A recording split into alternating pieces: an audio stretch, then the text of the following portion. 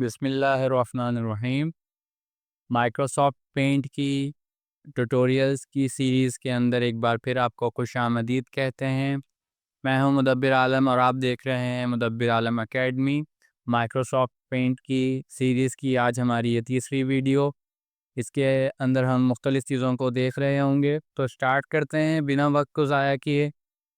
इस स्लाइड को क्लोज़ करते हैं, जिस स्लाइड को हम पहले भी डिस्कस कर चुके हैं।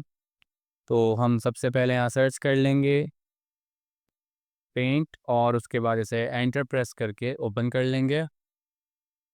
तो पिछली वीडियो में हमने जो है वो शेप्स और इनके फिल होने के बारे में और बाकी कुछ चीज़ों के बारे में डिस्कस किया था। आज जो है वो हम कलर के बारे में डिस्कस करेंगे, साथ ही हम ये जो हमारे ये पेस्ट और ये इमेज सिलेक्शन वगैरह है ये सारी, और साथ ही हम व्यू टैब को डिस्कस करेंगे। तो स्टार्ट करते हैं अपने कलर्स से। कलर 1, कलर 2 हम इनके यूजेस को पहले भी देख चुके हैं। आज हम इन्हें डिटेल में देखेंगे एक बार फिर, स्पेसिफिकली इन्हें ही देख रहे होंगे हम। तो सबसे पहले हम एक शेप ड्रॉ कर लेते हैं ताकि हमें थोड़ा सा अंदाज़ा हो जाए कि किस तरह से हमारे कलर्स काम करने वाले हैं। तो सबसे जो शेप है वो एक सर्कल ड्रॉ कर लेते हैं यहाँ पे। ये मैंने ड्रॉ कर लिया। अब देखें सर्कल की जो आउटलाइन आई है वो ब्लैक कलर की आई है। ब्लैक कलर की क्यों आई है? क्योंकि हमारा कलर 1 जो है वो ब्लैक सेलेक्टेड है। इसको एक बार फिर हम जो है वो ग्रीन सेलेक्ट कर लेते हैं इसकी जगह, और अब हम देखते हैं कलर 1 के यूजेस।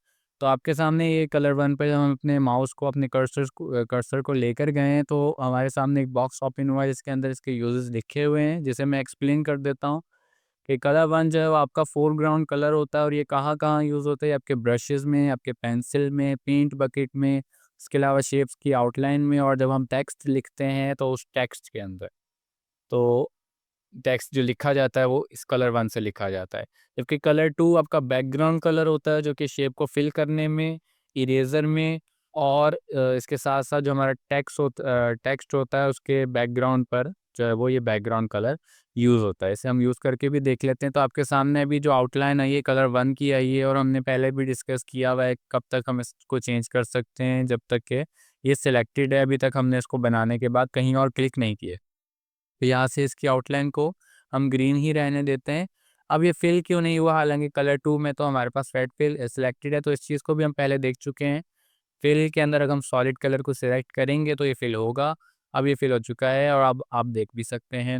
इसी तरह हम इरेज़र को जब यूज़ करेंगे तो इरेज़र जो है वो कलर 2 में आ जाएगी, जैसे आपके सामने नज़र आ रहा है रेड। इसी तरह अगर मैं इसको ये कलर सेलेक्ट कर लूँ कलर 2 में, कलर 1 में सेलेक्ट हो गया, कलर 2 में अगर मैं सेलेक्ट करूँ तो इरेज़र इस तरह से काम करेगी। और पेंसिल जो है वो कलर 1 में काम करेगी। कलर 1 को हम जो है वो येलो कर देते हैं अभी। तो देखें ये येलो लिख रही है, इसको थोड़ा-सा साइज़ इसका बढ़ा दें ताकि साफ़ नज़र आए। ये येलो कलर का हमारे सामने ये पेंसिल से हम कुछ भी लिख सकते हैं। और इसके साथ-साथ पेंट बकेट जो कि कलर फिल करने के काम आती है, अगर जो कलर सेलेक्टेड होगा कलर 1 में वही फिल करती है। जैसा कि अभी हम यहाँ पर अगर इस रेड वाले पोर्शन में आकर इस पेंट बकेट को यूज़ करेंगे, लेफ़्ट क्लिक को प्रेस करेंगे तो ये फिल कर देगी वही कलर जो कि कलर 1 में सिलेक्टेड है, जो कि इस वक्त येलो है। और इसी तरह जो टेक्स्ट है हमारा, उसको जब हम बनाएँगे तो ये टेक्स्ट कुछ आ गया है। अब ये टेक्स्ट के अंदर क्या है, सबसे पहले तो चेक करेंगे कि ओपेक है कि ट्रांसपेरेंट है। तो हमारे पास ये वाला जो टेक्स्ट है वो इस वक्त ट्रांसपेरेंट सिलेक्टेड है, इसको ओपेक कर दें। ओपेक करने से क्या हुआ, इसका बैकग्राउंड में कलर आ गया जो कि हमारा कलर 2 था वो वाला, और इस पर जो भी हम लिखेंगे वो कलर 1 में लिखा जाएगा। कलर 1 को हम ब्राउन अगर कर दें और अब हम लिखें यहाँ पर कुछ, जैसा कि हम लिख देते हैं टेक्स्ट लिख देते हैं। तो यहाँ पर आपके सामने नज़र आ रहा है आपको कि कलर 1 जो है वो ब्राउन लिखा हुआ है। इसको बोल्ड भी कर देते हैं और थोड़ा-सा इसके साइज़ को बढ़ा भी देते हैं। यहाँ से हम इसके साइज़ को 24 पर भी सिलेक्ट कर देते हैं, या हमारी मर्ज़ी जितना मर्ज़ी इसको रखें। यहाँ पर जो है वो हमने अपना एक टेक्स्ट लिख दिया। इसी के साथ जो हमारा एक और चीज़ होती है ब्रशेज़, उसके अंदर भी कलर 1 ही यूज़ होता है। ये आपके सामने कलर 1 में जो हमारा ब्राउन सा कलर सिलेक्टेड है, वो यहाँ पर हमारा यूज़ हो रहा है। अब ये बात हो गई कलर की, कलर 1 की, कलर 2 की, इनके यूज़ किस तरह करना है। एक और चीज़ जो कि इसके अंदर एक मेन चीज़ आप कह सकते हैं कि जब हम राइट क्लिक से इन चीज़ों को यूज़ करेंगे तो हमारा जो कलर है वो इन्वर्स हो जाएँगे, यानी कि जो कलर 1 है वो कलर 2 का काम करेगा और कलर 2 है वो कलर 1 का काम करेगा। मैं आपके सामने एक बार बनाकर दिखाता हूँ, उसके बाद जब हम इस चीज़ को देखेंगे। तो यहाँ पे देखें, जब मैंने राइट क्लिक से इसे बनाया है, तो जिसकी आउटलाइन आई है, जो हमारी शेप थी, इसकी जो आउटलाइन आई है वो क्या आई है, कलर 2 से आई है। यानी कलर 2 तो बैकग्राउंड कलर होता है और ये फिल करने के काम आता है, और कलर 1 जब आउटलाइन के काम आता है। तो यहाँ पर ये उल्टा क्यों हुआ? क्योंकि हमने इसको राइट क्लिक से बनाया है। तो इसी तरह से हम कोई भी काम जब राइट क्लिक से करेंगे तो वो उनके कलर, जो कलर 1 और कलर 2 आपस में आप कह लें कि स्वैप हो जाएँगे, तब्दील हो जाएँगे, सिवाय इरेज़र के। इरेज़र जब हम यूज़ करते हैं तो इरेज़र हमेशा वो कलर यूज़ करेगी जो कलर 2 में। अगर इसको राइट क्लिक से यूज़ करेंगे तो ये काम ही नहीं करेगी, और लेफ़्ट क्लिक से क्या है कि ये वही कलर यूज़ करेगी कि जो कलर 2 में हमारे पास इस वक़्त सिलेक्टेड है। जैसा कि यहाँ पर मैं पिंक अगर सिलेक्ट कर लूँ ये वाला, तो यहाँ पर ये पिंक कलर की इरेज़र हमारे सामने नज़र आएगी हमें। तो ये कलर और कलर के यूज़ेज़ के बारे में कि किस तरह कलर 1 और कलर 2 को यूज़ किया जा सकता है। अब जो है वो हम एडिट कलर्स पर आ जाते हैं। एडिट कलर्स में आएँगे जब भी, तो एडिट कलर में हम कोई भी कलर यहाँ एडिट करके उसको ओके करेंगे तो एक ये जो हमारे खाली बॉक्सेस आपको ऊपर नज़र आ रहे हैं ये फिल हो जाएँगे। और कस्टम कलर्स हम यहाँ पर बना भी सकते हैं, जो कि हम बाद में यूज़ करेंगे इसी पेंट, जब हम इस पेंट को कर रहे होंगे। तो यहाँ पे मैं कोई भी कलर सेलेक्ट कर लेता हूँ और उसकी कोई वेरिएशन ले आता हूँ। मिलके कलर सेलेक्ट करें पहले, उसके बाद जो है वो इसको थोड़ा-सा डार्कर कर लेते हैं ताकि हमें एक नया कलर मिल सके। इसको जब मैं ओके करूँगा तो यहाँ पर एक बॉक्स के अंदर नया कलर आ गया। अब ये कौन-सा कलर हमने सेलेक्ट किया, कलर 2। कलर 1 पर जाकर भी ये सेलेक्ट कर सकते हैं, कलर 2 पे आके भी ये सेलेक्ट कर सकते हैं, कलर 1 पे जाके मैं कुछ और सेलेक्ट कर लेता हूँ जब तक। तो यहाँ पे आपके सामने देखें इरेज़र का कलर चेंज हो गया क्योंकि हमारा इस वक़्त इरेज़र सेलेक्टेड है। अब जो है वो हम एडिट कलर में जाकर ये आपके सामने रेड, ग्रीन, ब्लू ये 3 वैल्यूज़ नज़र आती हैं। उसके अलावा ह्यू, शेड, लूम ये 3 वैल्यूज़ नज़र आती हैं, जो कि हम वैल्यूज़ के बारे में हम डिस्कस नहीं करेंगे फ़िलहाल। वैल्यू जो मैक्सिमम 0 होती है, मिनिमम 0 होती है, मैक्सिमम जो है वो ये 255 होती हैं तीनों वैल्यूज़। मैक्सिमम इनके कर देंगे तो ये वाइट कलर हो जाएगा, और अगर मिनिमम पे रखेंगे तो ये ब्लैक कलर हो जाएगा, और बीच में इनके बाकी सारे कलर्स होते हैं। कस्टम कलर्स अगर हम कोई बॉक्स पिक सिलेक्ट करके अगर हम कोई कलर बनाएँगे तो वो कलर एक बार जो है वो ऐड टू कस्टम कलर करने से उस बॉक्स के अंदर सेव हो जाएगा, जब तक कि हमारा ये वाला पेंट फाइल ओपन है।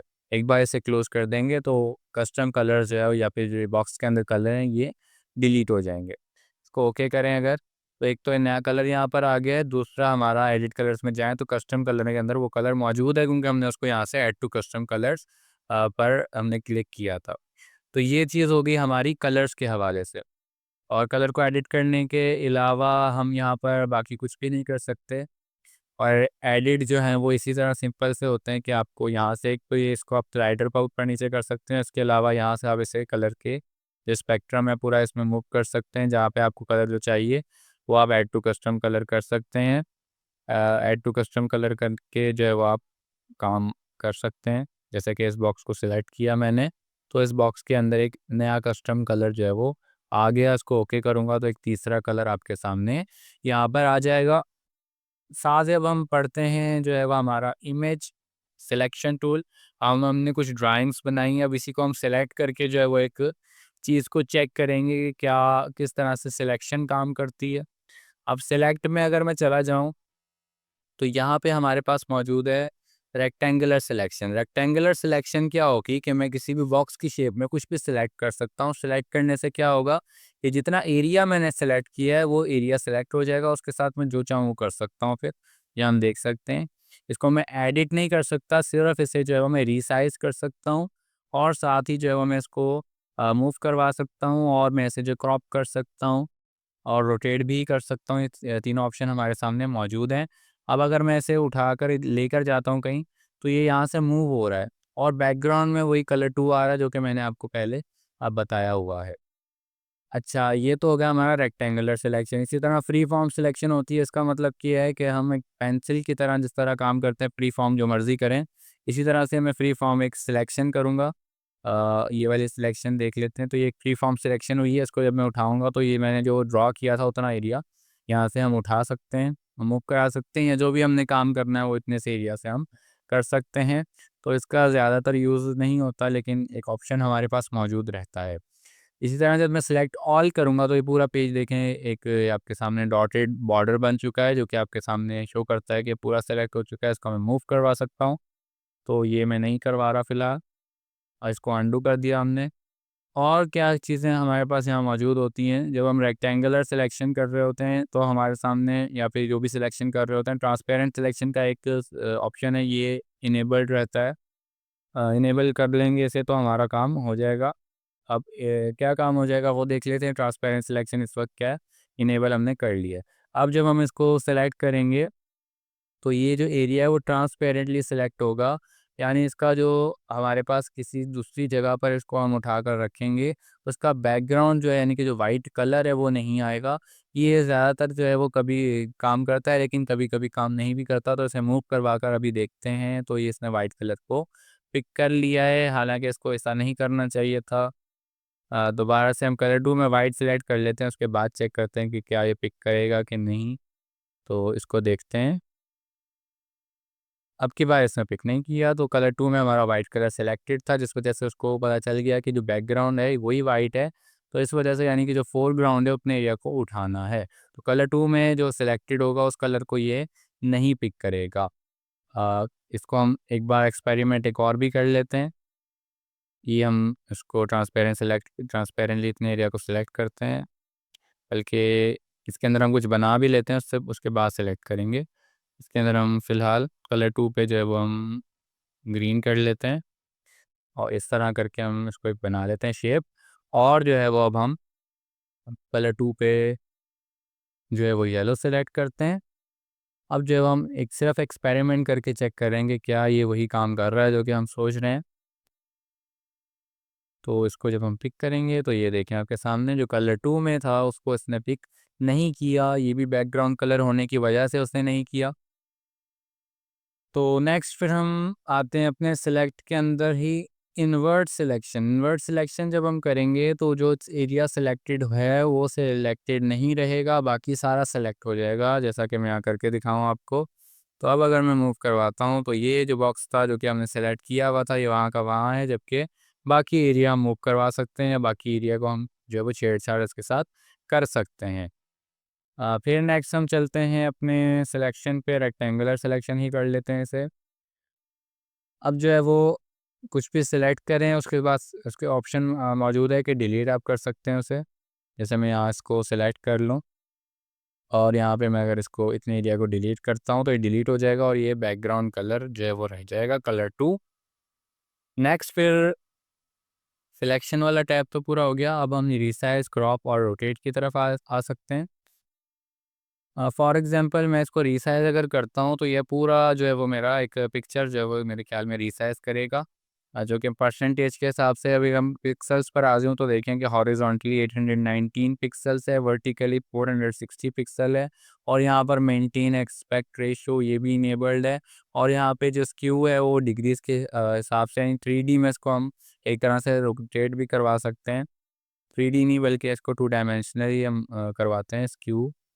अच्छा, अगर मैं इसको ओवरऑल रीसाइज़ करता हूँ, की जो परसेंट है को जो है वो 9 कर देता हूँ, फिर ओके करता हूँ तो ये देखें कि इसने इसको रोटेट करवा दिया, एक तरह से स्क्यू करवा दिया, टेढ़ा-सा करवा दिया। और रीसाइज़ में और क्या ऑप्शंस हमारे पास मौजूद हैं, पिक्सेल्स में आ जाएँ, इसको हॉरिज़ॉन्टली हम इसको यहाँ से कम करते हैं तो ये वर्टिकली ऑटोमेटिकली कम हो जाएगा या ज़्यादा हो जाएगा अगर हम ज़्यादा करेंगे, क्योंकि मेंटेन एस्पेक्ट रेशियो यानी कि एस्पेक्ट रेशियो जो है वो मेंटेन रखना है इसने।